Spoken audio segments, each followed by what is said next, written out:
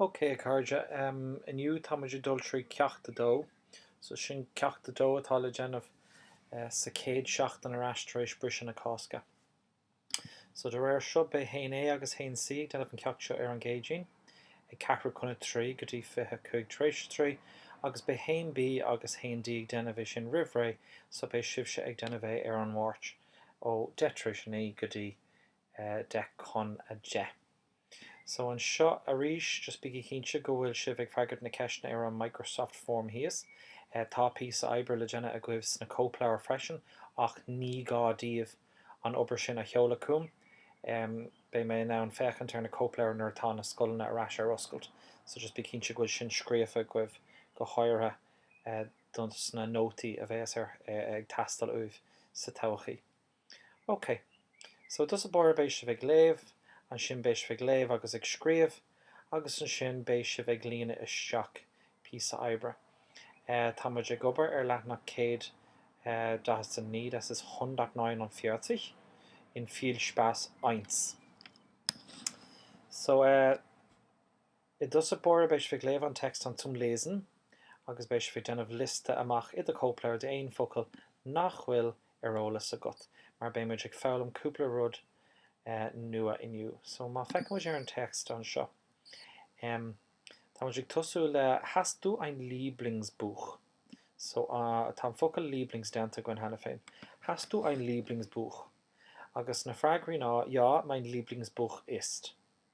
So sin, ja, is é an leabhar is fearlam ná. An darrá an seo sin an iwwer ulra.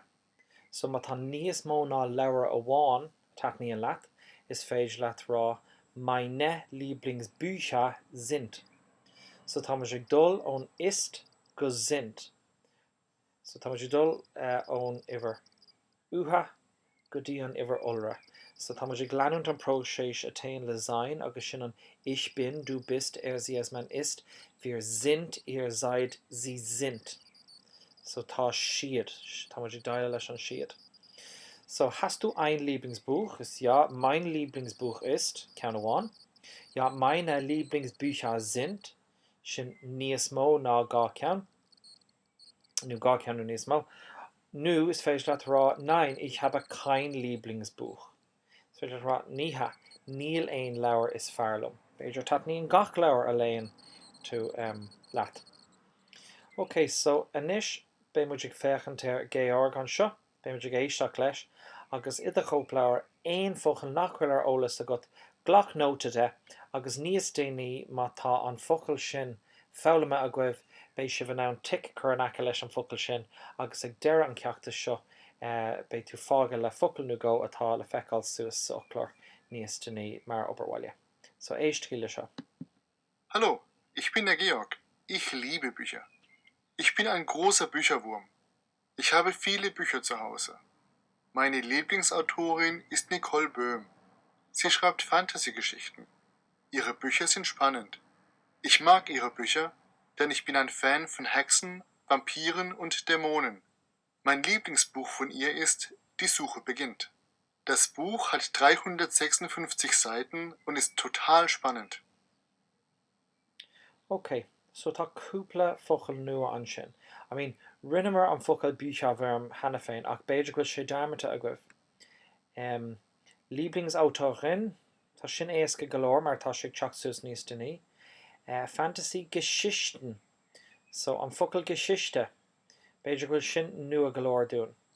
Spannend, tá sin ag teacht híos an seo sa bhórchat.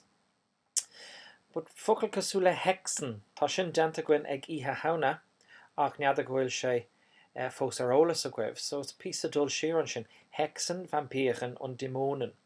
So sin na rudí atá an píosa seo faoi.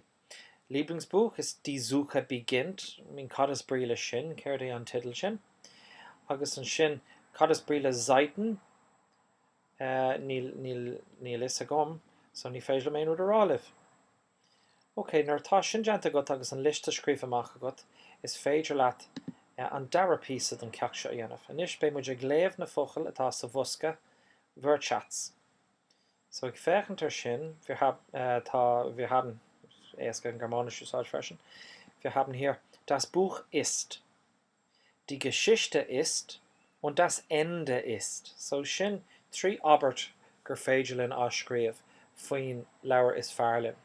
Is féidirlinn rá go bhfuil rud aigen amusant, interessant, langweilig, lustig, fantasievoll, realistisch, schmalzig, spannend, spitze, toll, traurig und unrealistisch. So níos bhhailm gur smaoiníonn tú an leabhar is fearr leat, a lé tú riamh.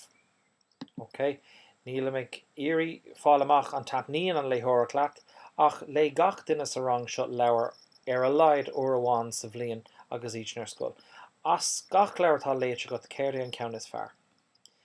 Agus tú ag smaoine faoin ceann sin, tá tú chun na trí Albert seo ach críochnú, tá siad scríomh an seo.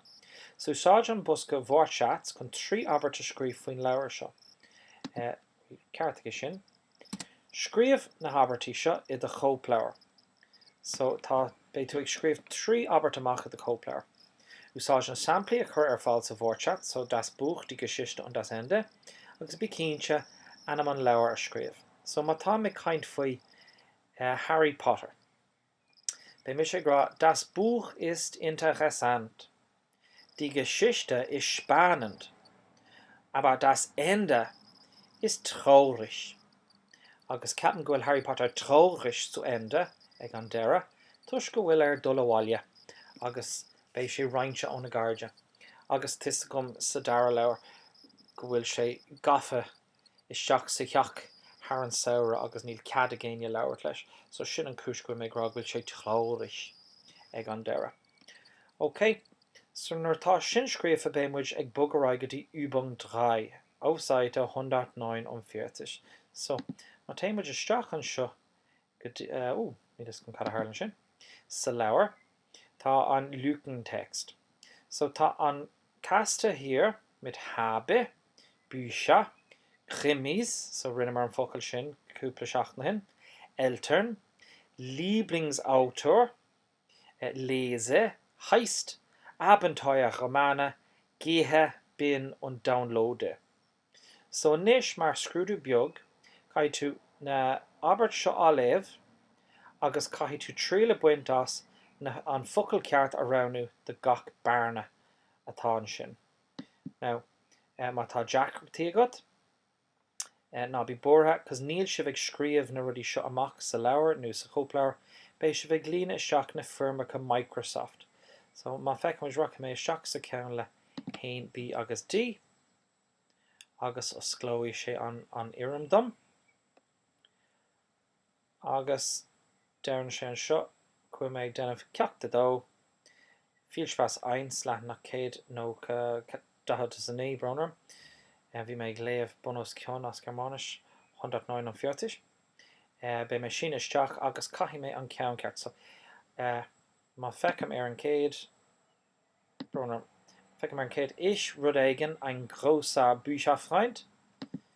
Ich lese ein großer, ich habe ein großer, ich bin ein großer oder ich heißt ein großer. So raunig an ceann ceart, gach gór, agus nuair tá tú críochnathe, Nádin Dermot Brewer, send me an email receipt of my responses, mar sin joid tú de cuid freagraí, agus bé sé ag tuairt mark as céad dit, mar tá an písa seo as céad mark, so joid tú fan céad as an na de ceisna sin. Brewer submit, agus sin deirad an ceacht sin. Arís cosúla né, chur mé gach rud ar an bhéilire an seo, so má tá aon rud cear leis an ceacht agus muna bhfuil aon rud ag oscailt, nó má tá faibanna, má tá sin meall, tá an bunolalas ar fáildíobh sa bhéilire seo.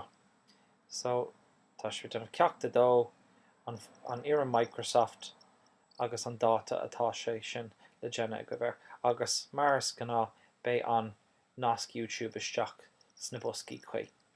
Ok, so má tá ceist ar bit a gcuibh, ná bí ag drugal ormh riomhfusta cheola cuam agus tuici mé rás cuamh go tapaí agus is féidir.